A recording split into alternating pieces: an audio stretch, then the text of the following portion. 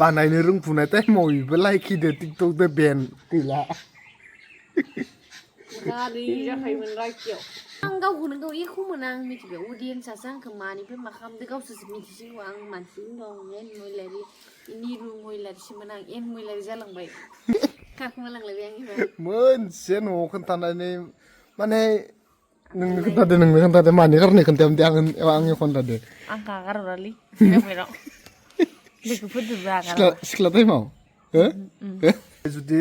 लाभ स्ट'रि नांगौबाथाय जोंथ' जोंनि लाभ स्ट'रि खोन्थायाखै फरायनानै लाभ लेटार लिरनायखौ नायनोबाथाय दाबो दोनदो नामा दङ दाबो न'आव थगायदो आरो बेफोरबायदि कलेजनिफ्राय दैजिं फेस्टिभेल नायनो लानांदोलै जोंखौ होननानै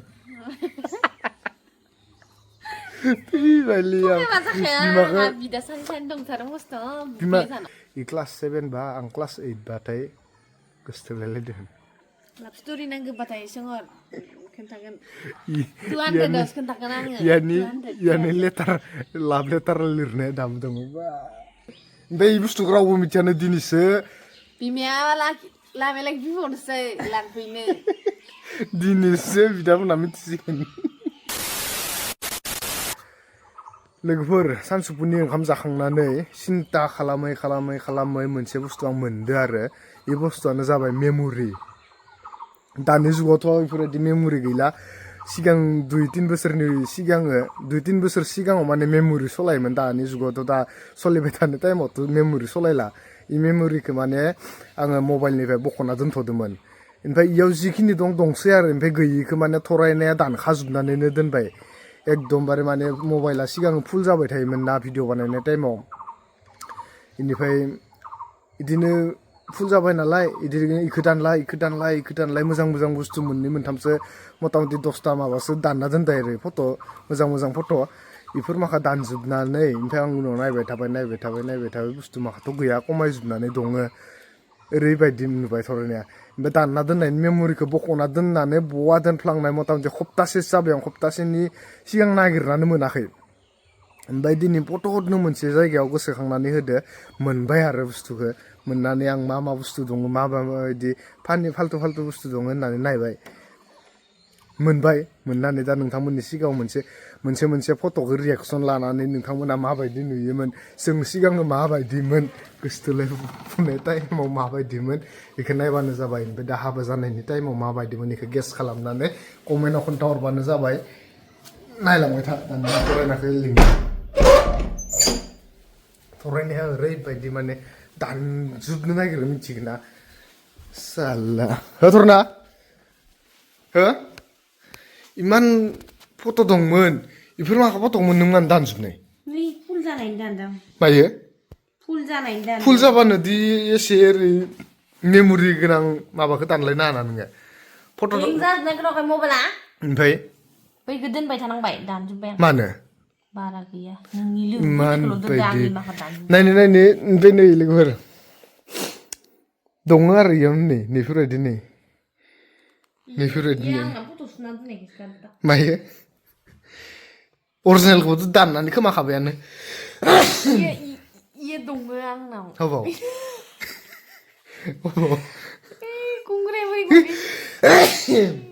दं फट' सुनानै नों हराखैमोन आंनाव ओमफ्राय आरो बेफोरबायदिनो दंबावो लोगोफोर नोंथांमोना नायलांबाय थाथ' रिएक्सन बानायनि लोगोफोरखौ माबायदि जायो पाब्लिकआ माबायदि नुयो जोंखौ नायनि दे बारा गैयालै जोङो माने बबेखौ नोंथांमोननो खोन्थाहैगोन बेखौ जों बासिखानानै लानि माने दङ आरो बेफोरबायदि गोबां नैफोरबायदि इ बुस्थुआ इ फट'आ फार्स्ट टाइम दैजिं फेस्टिभेल थांदो ओमफ्राय इनो लास्टखा फेस्टिभेलाबो ओरैबायदि भाइग'आव थांनो मोनदों जोङो थरायनायाथ' आरो बुंनो नांला आं दायो खोन्थागासिनो स्ट'रि जोंहा आबौ हाग्रामा गैयिनिफ्रायनो गैला आरो सोर बाबासो जायसनगानि महिलारि हो नायलांदो लोगोफोरनि रिएक्सनखौ नोंसोरसो जोंनो रिएक्ट हरबानो जाबाय रिएक्सनखौ माबायदिमोन फरायनाया माबायदिमोन आं माबायदिमोन हाबा जायैनि सिगाङाव माबायदिमोन दा हाबा जानानै माबायदि जाखो नायलांदो फरायनाया नै माबायदिमोन नायनानै लाखा दानिखौ ओमफ्राय सिगां माबायदिमोन होबाय नायनो माखौ खोन्थाग्रोनदो इखौ बा इनो माने इयो फार्स्ट टाइम जोंनि फार्स्ट टाइम फट'मोन आरो इयो स्कुल टाइमनि मथा मथि क्लास 8 ओमफ्राय 9 10 9 आं 10 मोन आं 9 आं 10 मोन माने जोंखौ स्कुलनिफ्राय बेरायनो लांदोंमोन आरो अबेबा ओमफ्राय जोंखौ बावबा पवामक्का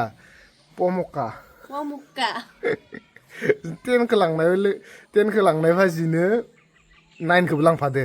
लांफाखानोसै बिसोरखौबो होननानै मास्टर माखा ओमफ्राय बे समावनो मबाइलबोथ' गैखायामोन थरेनावबो गैयामोन आंनावबो गैयामोन रुमाल मोनसेल' लानानै थांदों एख' गैखायामोन माने आं थरेनावबो गैयामोन आंनावबो गैयामोन बेनिफ्राय आरो मा जाखो आं आरो गुमैनिखौ लानानै थांबायना गुमैनि S7 सामसुं S7 मोन खोमा बेखौ लानानै थांदों आङो बेनिफ्राय बिदिनो मथा मथि खैथा फट' दिखांजानाय इल' मोनसेल' रियेल फट'आथ' गैखाला ओमफ्राय इ फट'आ मायाव फट' सुनानै गावनो हरनायाव इखौसो फट' दिखांना दोननायबो बहा खोमाना लानाय इखो फट'खौ आं मिथियालै जों माबायदियाव नायबानो जाबाय कमेन्टआव खोन्थाहर फार्स्ट टाइम फट' गोसोथोलायनायनि ओमफ्राय एबार मा खोन्थाया होनदो ini berhenti losti माने बेफोरबायदिनो बेलेग दं आरो स्कुल फरायनायनिफ्राय जोंथ' मथा मथि क्लास 7 बा आं क्लास 8 बाथाय गोसोथोलायलायदों लाभ स्ट'रि नांगौबाथाय सोंहर खोन्थागोन 200 खोन्थागोन आङो यानि लाभ लेटार लिरनाया दाबो दङ बा आंबो फरायजानायफोराथ' मिथिखाया खोमादो लाभ लेटार लिरोमोन आं दा खोन्थाथ'ला नोंसोरनो जुदि नांगौबाथाय थाबैनो 200 खोन्थागोन 200आवसो खोन्थागोन लायनो आरो जों दिनैसिमबो नोंथांमोनखौ जोंनि भिउवार्सखौ माने साबस्क्राइब खालाम होननानै बुंफेराखै चेनेलाव होनफेरदों मालाबा नोंसोरनो मालाबा मोनदों नामा गाव हाबा जायैनि सिगाङाव मा होनो ना इखौ मिथिला खिन्थु आं जिथिया प्लास जादेरदो बे समनिफ्रायनो जोङो साबस्क्राइब खालाम जोंनि चेनेलखौ शेयार खालाम लाइक खालाम बेफोरबायदि होनफेराखै आरो होननोनो होआ माने मानो होननांगौ दा भिउवार्सआनो मोजां मोननानै साबस्क्राइब खालामखागोन जाया मोजां मोनगोन बेनो साबस्क्राइब खालामखागोन नङा होमबा लोगोफोर जाया मोजां मोनगोन लाइक हरगोन शेयार खालामगोन बेखौलाय आरो माथो होननानैलाय होनबाथाय आरो भिउवार्सफोरा रागा जायोना एबार सेकेन्ड टाइमनि फट'खौ नायलायदो थरनाया बासिबायानो बबे नायनि गोसोम दाउखा दन्दा नै रोखोमथिफोरा बा खाथ्रामोन नै लोगोफोर नायबानो जाबाय स्क्रिनाव नाय माबायदिमोन बुज्रें जालायथारदो खाथ्रामोन दा इ समाव होमबाना बिराद जाफुनाय आरो गोसोफोरा उरां फारां बा बेलासे टाइमाव नों अबेबा DSLR केमेरा लाबोनायमोन ना आं सिगां क'क्राझाराव थाबाथाय जाय न'खराव आं थायोमोन रुम भारा ITI लानाय समाव आं क'क्राझाराव थायोमोन क'क्राझार माबायाव थावलेगुरियाव ITI लादों ओमफ्राय चन्द्रपारायाव आं थायोमोन ओमफ्राय बिदिनो DSLRखौ लाबोनानै ओमफ्राय कलेजनिफ्राय माबायाव लांदोंमोनलै जोंखौ मायावबा लांदोंमोन सुर्ज पाहार कलेजनिफ्राय जिथिया सेकेन्ड इयारनि माबायाव मा होनो इखौ मा प्रजेक्टमोनलै मायबा प्रजेक्टआव लांदोंमोनलै बेफोरखौ गोसोआव थाबाय थाया इमान गोरोंबो नङा नालाय आवयावसो थांबानो जायगा नायनोसो थांबानो एख' प्रजेक्ट एख' लिरनाया गैया एख' गैया इयाव ओमफ्राय बिदिनो केमेराखौ लाबोबाय नालाय नै दा बायदि टाइमबाथाय होमबाना बेलासे बबेबा फट' दिखांनो थाङोमोन आरो ओमफ्राय इ टाइमावनो माने मोदोम ओंखारफुनायमोन इ टाइमाव एकदमबारे जाफुनाय फरायनानै महरखौ नायबानो जाबाय इनो माबायदिमोन ओमफ्राय नेक्स्टआव बेफोरबायदिनो गोबां फट' दंमोन थरायनाय खावसे दाननानै फोजोबना दोनबाय ओमफ्राय एबारनिया नै माबायाव उन्दैयो दैजिं फेस्टिभेल फार्स्ट टाइम दैजिं फेस्टिभेल थांदो लास्ट टाइम दैजिं फेस्टिभेलमोन इयो इनिफ्राय गैखाया दैजिं फेस्टिभेला जोबखादों माने हाग्रामाया गैयिनिफ्रायनो गैखाला इनो फार्स्टमोन जोंनि फार्स्ट थांनायमोन ओमफ्राय दैजिं फेस्टिभेला इयावनो जोबनायमोन आरो बिदि रखम जाहैदों दैजिं फेस्टिभेलाव थांनायाव लोगोफोर आं बुंनो नांगोन ना नाङाथाय इखो देनाय नोंनो बुंदो दे आं नोंसै ओरैबायदि काहानि लोगोफोर कलेजनिफ्राय थांदोलायनो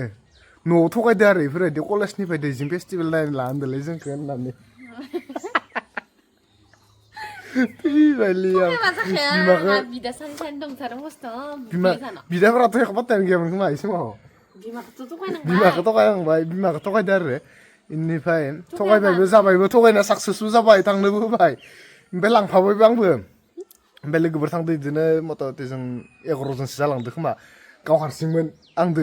हिनजावफोर रावबो गैया लोगो हौवाफोर गोजामोन ओमफ्राय गाव आंदो हारसिंमोन हौवाफोर गोजाखा बेनिफ्राय मा जालांखो लांनायाथ' लांबायलै मोना थांदो आरो जोङो मोना खैथासोआव थांनायथाय बेलासियाव थांदोंमोन बेनिफ्राय बिदिनो लांफाबायबो लांनानै बा बिमान खस्थ' दैथ' गारि गाखोनो हाया आं गोबानो आं गारि गाखोनो हाया नङा थांनायाव गोबायाखै थांनायाव मोनहैथारदो ओमफ्राय जिथिया थांनानै मोनहैदो होमबाना गबाय ओमफ्राय गखांनानै माने इफोरबायदि एसे थान्दा जायो होनना मिथिथारामोन आं दै जिङाव ओमफ्राय जिखिजाया मबाइलाव नुबाय थायो एसे आराम जायगा थांबायबो ओमफ्राय ना फैसायाबो खमथारलै आंना फैसायाबो गैथारा बेसे मोनबा फैसा गैथारामोनलै बे समाव आरो बिमा बिफानि सायाव जानायमोन ना ओमफ्राय आरो फैसाया बिदिनो दे फैसाखौ दोनदो दे 1500सोमोन ओमफ्राय बिराद बायनो लुबैदों मा खाखो इदिनो देलायनाय गाननाय जोमनाय दख'ना बायनो लुगैदो गस्लाफोरखौ ओमफ्राय मोनाखै बायनो ओरैबादि गिदिंदो सानैदोनो लोगोफोराथ' एस्रा जाखाजोब्बाय आगारजोबना होखादों माने गावबागाव थांलै होननानै माने गावबागाव फोरसा जाजोबखादों जाय माने जोङो ग्रुबै थांदोंमोन ओमफ्राय ग्रुबै थांदोंबाबो ओमफ्राय जों सानैबो गार्लफ्रेन्ड बयफ्रेन्ड गिदिंगासिनो माने गिदिंना ओमफ्राय दै जिं बिदिनो माने माबा एसेबा थान्दा ओरैबादि बार खोलो बारदोलै ओमफ्राय ना सुहाबजोबनानै ओमफ्राय ना थाबायना मेंजोबनानै आं हालालै ओरै होननानै इखौ लेंना लाना फैनानै गारियाव गोबाजोबखादो आरोबाव ओमफ्राय ना गैया फैनायाव बेहुस जाबोखादो बेनिफ्राय थगायना थांदो आरो बिराद मोजां थगायना थांदो ओमफ्राय ई बुस्थुखौ रावबो मिथियानो दिनैसो बिमाया लामायालागै बिहरनोसै लांफैनो दिनैसो बिदामोनहा मिथिसिगोन मा होननो सानो मिथिया आरो हाबायानो जाखांबायानो गैलायो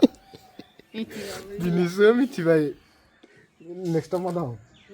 ओरैबायदि घटना दं माने फिसा बिदिनो मायबा घटना दंलै बेफोर खोन्थानो लुबैयो होनलाय खोन्थाजोबनोबो हाया दिखुन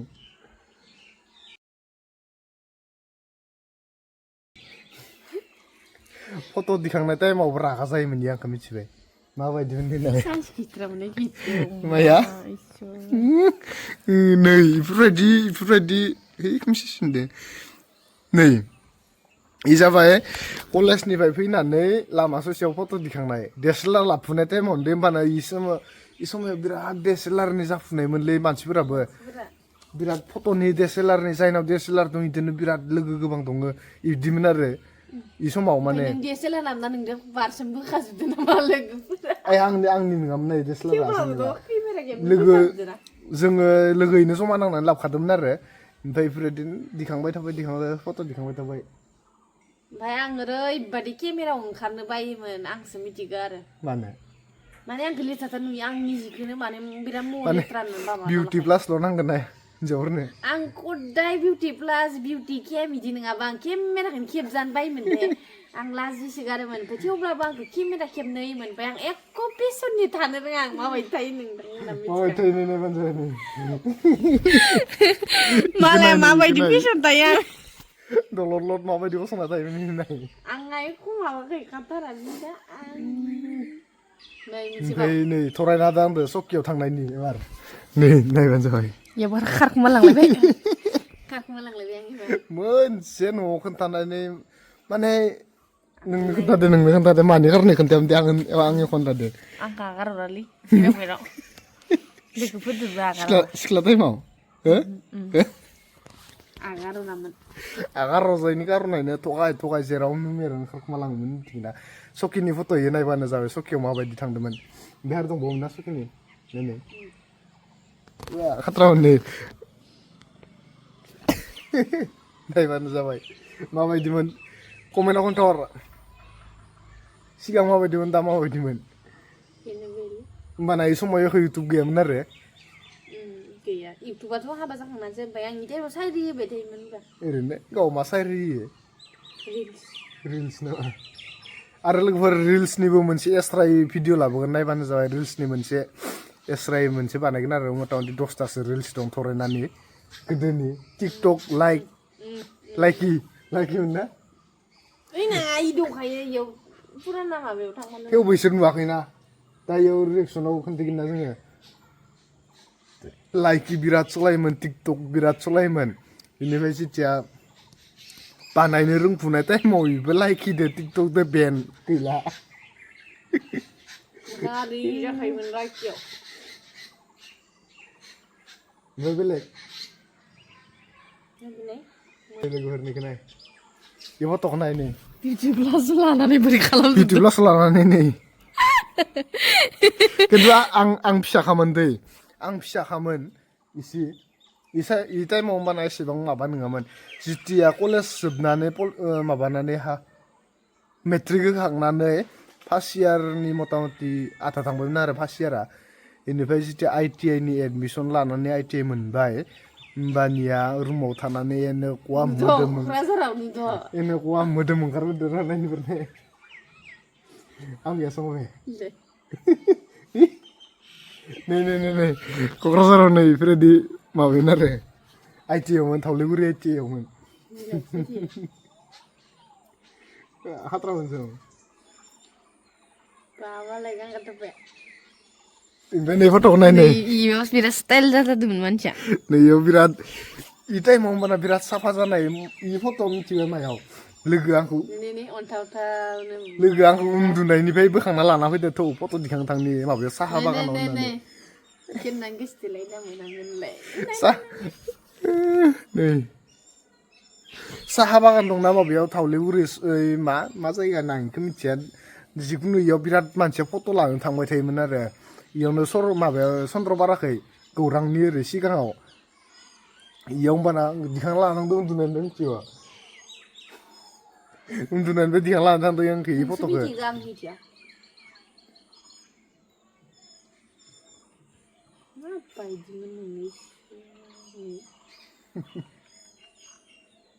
ओरै मबाइल गंसेयालाय नैयाव आंनि बिराद गोदोनि आरो इ बेसे समनि फट' थायो र' माइलाय नायनि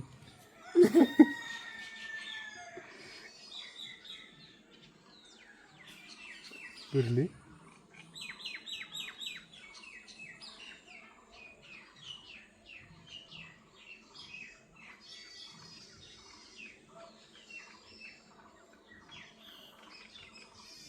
नै लोगोफोर नै फट'खौ नाय नै नैयो जाबाय जोंहा आइनि बिब'नि फिसाला इ गेदेर ओमफ्राय नैयो बिनानावनि फिसाला इ गैला दुखुनांथाव इखौ होनबाय थाथ'ला आङो ओमफ्राय नै नायबानो जाबाय नै माबायदिमोन आङो बा खाथ्रामोन कार्ग' गानलायनाय बेसे मायथाइयावमोन बेसे मायथाइयाव इखौ मिथिलालै आङो डिटेल्सआव दं नायगोन नायनाय गैया दे खाथ्रामोननि समाव ओइबा जेखिजाया थांथिंबाय थायोमोन ओमफ्राय दे बेलेग खोन्थाय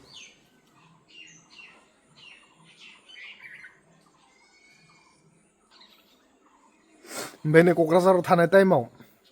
गौराङाव आबदा मारिबाय थायोमोन मोना नै गौराङाव आबदा मारिबाय थायोमोन बेफोरबायदि केमेरा लानानै मोना बे नोंहानिखौ खोन्थाया मानो मा दंबावो नै र' नोंहा दंबावोमोन र' नैयासो दंमोन बिउटि ग्लासाव नङाबाथाय माबालाया फट' दिखांलाया आरो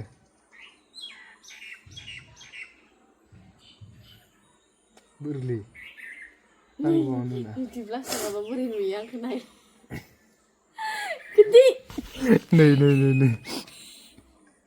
नै कलेजाव फरायफुबाय थानाय टाइमनि ओरैनो क्लास लायागारा बेफोरबायदि आबदा मारिना थाबाय थायोमोन नै क्लास लायागारा बेफोरबायदि आबदा मारिना थाबाय थायोमोन कलेजाव बहुतटा फट' दं आरो खोन्थैबाबोलै आरो मा इ एखेयानो सिगां जेरैमोन मोननैसो खोन्थैबाय जोंनि फुराना इयादि माबायदिमोन